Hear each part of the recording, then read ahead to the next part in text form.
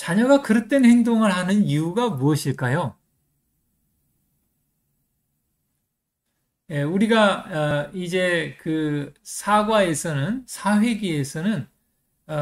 자녀의 어떤 그릇된 행동을 하는 것을 이해하기 위한 그 행동 목적, 그래서 좀 훈육을 또 좀 더 깊이 자세하게 들어가게 되는데요. 일반적으로 자녀가 그릇된 행동을 하는 이유가 무엇일까요? 세 가지를 살펴볼 수 있습니다. 긍정적인 사고의 결핍입니다. 부정적인 가치관과 신념, 좋지 못한 품성, 낮은 자기 존중감이 그릇된 행동을 낳습니다. 제가 어떤 그 순천에서 꽤 오래전에 금연교육 강사를 한 적이 있습니다. 그때 순천고등학교에서 초청을 해서 흡연하다 발각된 그 학생들을 데리고 금연교육을 한 적이 있습니다. 그때는 그 평준화가 되기 전이기 때문에 그 순천고등학교는 아주 명문고등학교였고 서울대학에 굉장히 많은 학생들이 서울대에 입학하는 그런 학교였습니다. 그래서 순천고등학교에 입학하려면 그 인근에 있는 중학교에 거의 1등, 2등 하는 학생들이 순천고등학교에 들어갔습니다. 저는 생각해 봤어요. 이렇게 공부도 잘하고 좋은 학교에 들어온 아이들이 왜 흡연을 했을까?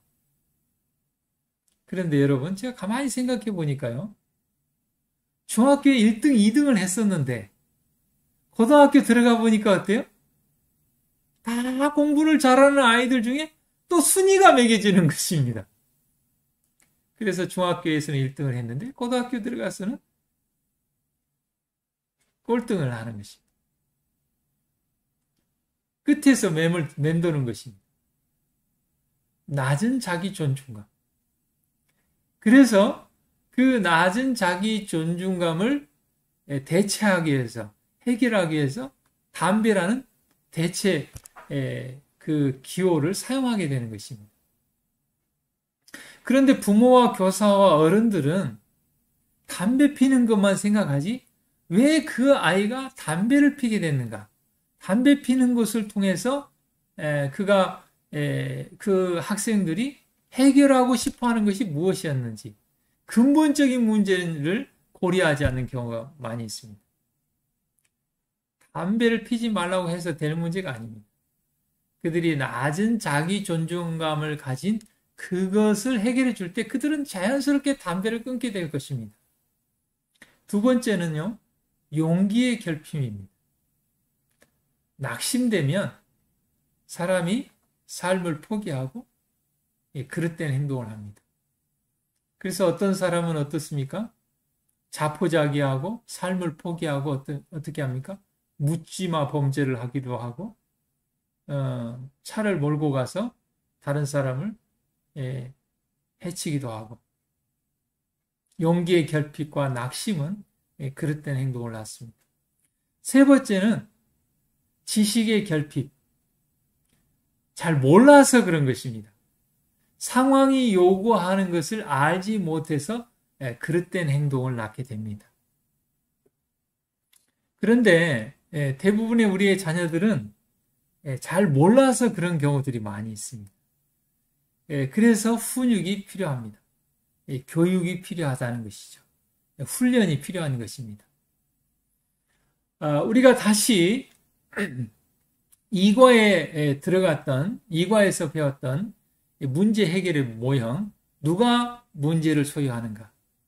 자녀가 문제를 소유했을 때는 우리가 2장에서 적극적인 의사소통을 통하여 지지해 줌으로 자녀가 문제를 해결하도록 함으로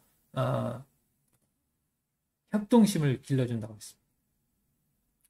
부모가 문제를 소유했을 때는 어떻게 합니까? 훈육을 한다고 그랬습니다.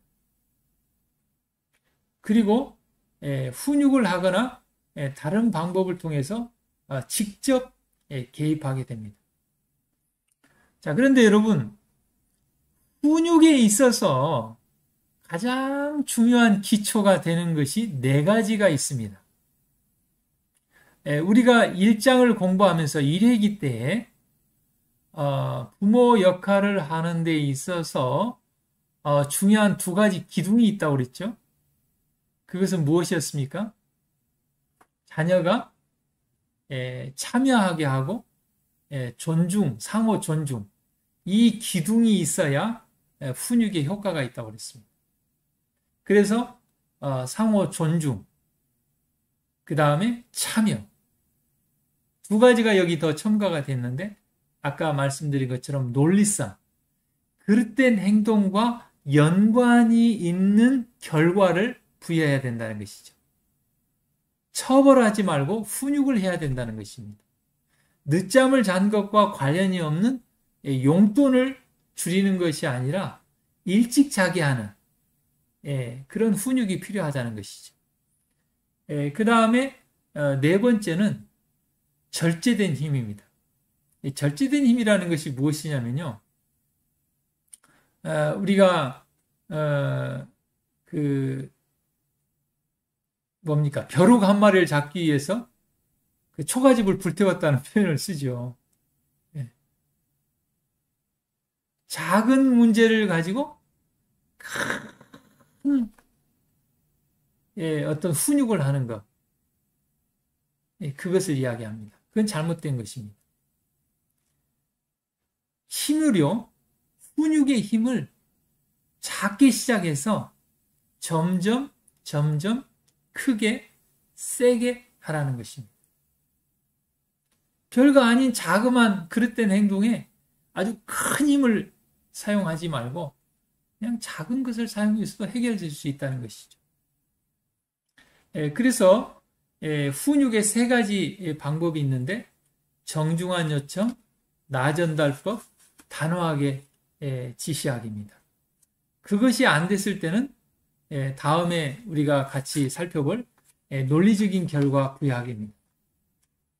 그래서 어떤 아이들은 그냥 정중한 요청만으로도 그 그릇된 행동을 이렇게 바꿀 수가 있는 것입니다.